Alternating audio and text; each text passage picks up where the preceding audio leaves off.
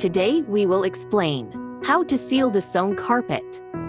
Here I will take a small piece. Demonstrate. First, separate the carpet and the velvet. Make a cut. Cut the flannel into the shape of a carpet. After cutting, separate the two flannels.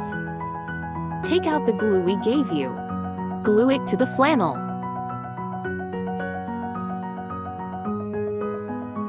Usually I glue a few. Fix the flannel and the carpet a little bit. After fixing it, we take out the needle and thread.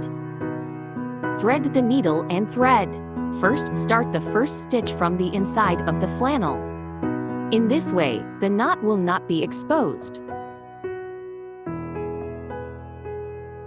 Tidy it up. The extra flannel and the white mesh.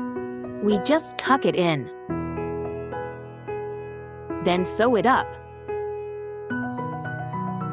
The suture is very simple, just don't make it too dense.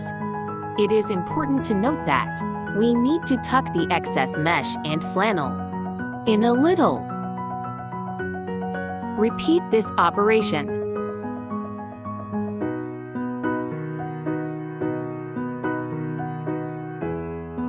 Make sure to pull it tight. Repeat this operation.